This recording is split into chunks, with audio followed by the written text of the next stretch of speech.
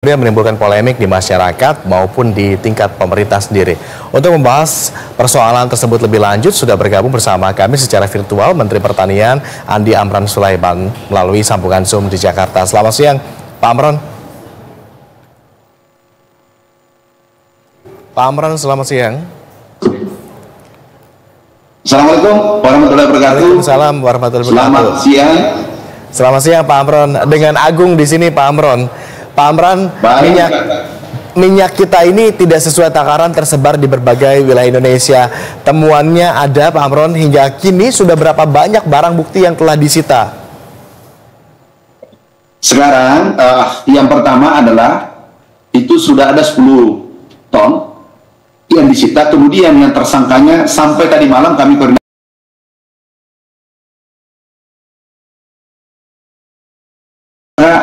sampai tadi malam. Oke, sudah tersangka dan ditindak. Ini kami terima kasih kepada Bapak Kapolri, kemudian seluruh kepolisian Republik Indonesia karena bergerak cepat menindak yang melakukan pelanggaran atau manipulasi sektor pangan. Dan ini vital. Pangan itu vital. Pangan bermasalah, negara bisa bermasalah. Sehingga kita harus tindak tegas. Oke, Pak Amran, beberapa hari lalu polisi juga betul ya menemukan beredarnya minyak kita palsu dan kemudian telah menangkap sejumlah tersangka begitu. Hal ini kemudian diasumsikan masyarakat bahwa minyak kita yang tidak sesuai takaran tersebut adalah minyak kita palsu begitu. Hasil dari packing orang-orang tidak bertanggung jawab begitu. Apa tanggapan Anda dan seperti apa faktanya? Di lapangan yang kami temukan adalah pengurangan volume yang harusnya 1 liter tetapi hanya 750 ml. Artinya itu disunat atau dipotong 25%. Bisa bayangkan kalau itu kali 1 juta ton dan seterusnya atau 2 juta ton, itu berapa kerugian rakyat Indonesia. Ini kita harus lindungi. Itu perintah Bapak Presiden, jaga harga, lindungi rakyat kecil. Tetapi satu pesan terpenting, dan kami sudah sepakat dengan Pak Kapolri, jangan menindak pengecer. Jangan menindak pengecer yang di ujung. Yang kita tindak adalah produsennya. Kenapa? Pengecer ini adalah masyarakat kecil yang cari untung 200 rupiah, 500 rupiah, 1000 rupiah. Jangan ini ditindak. Itu pesan Bapak Presiden. Oke, yang bahkan belum tentu yang penjual juga tahu atau tidak, takarannya juga berkurang pada saat awal kejadian begitu ya? Benar belum tentu tahu. Tetapi kita harus tindak tegas. Kalau kita lepas saja satu, itu sama dengan melakukan pembiaran. Melakukan pembiaran, kita beternak kejahatan di Republik ini. Kapan kita bisa maju? Kapan bisa kita menjadi negara emas, Indonesia emas, atau negara superpower? Kita harus mulai dari sekarang, karena perhatian Bapak Presiden luar biasa pada masyarakat kecil. Oke, Pak Amran, tetapi di masyarakat juga tampaknya berkembang anggapan begitu ya, kasus minyak kita ini yang tidak sesuai takaran sengaja dibuat agar masyarakat justru beralih ke produk lain. Dengan berkurangnya minat beli, pemerintah pun dapat menghentikan subsidi produksi minyak murah begitu. Bagaimana Anda menyikapi hal ini? Atau anggapan-anggapan beredar di luar ini? Itu nggak benar, itu harus ditindak. Kalau ada manipulasi atau menyebarkan berita yang membuat masyarakat resah.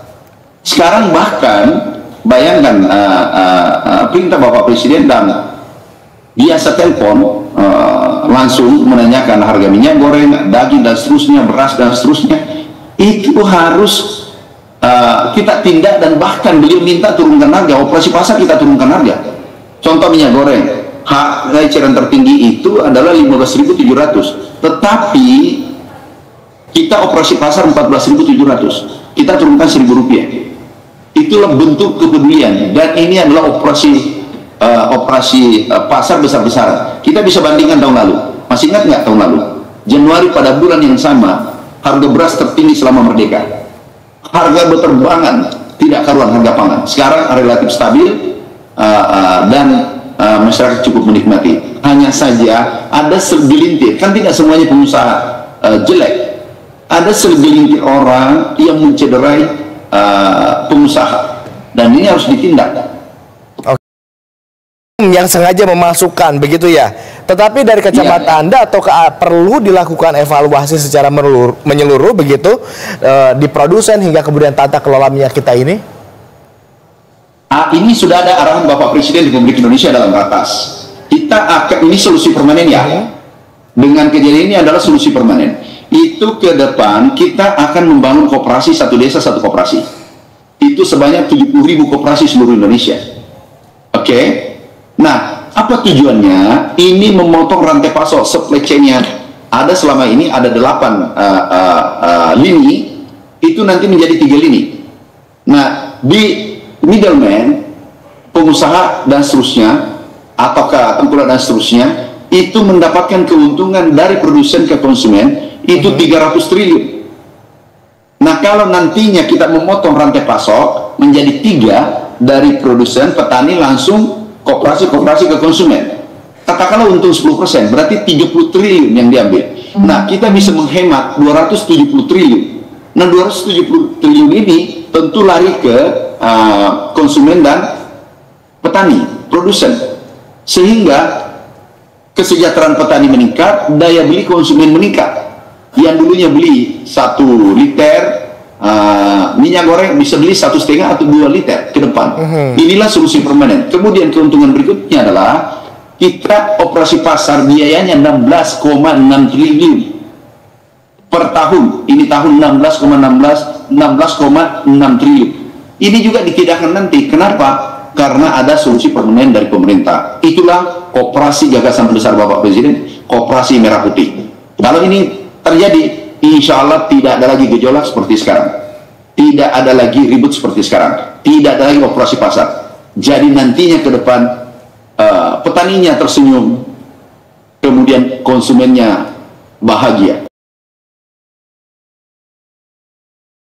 Indonesia menikmati kemerdekaan, menikmati pembangunan, menikmati ekonomi yang kita bangun. Oke, berbagai upaya juga sebetulnya sudah dilakukan, dicanangkan begitu untuk meningkatkan daya beli masyarakat juga begitu ya Pak Amran ya. Tapi kalau kita bicara minyak kita ini kan Pak Amran subsidi begitu ya. Artinya harganya juga harusnya bisa dipangkas lebih murah agar bisa lebih terjangkau oleh masyarakat. Tetapi di beberapa daerah ada harga minyak kita yang justru di atas harga eceran tertinggi atau bahkan juga lebih mahal begitu daripada yang seharusnya begitu.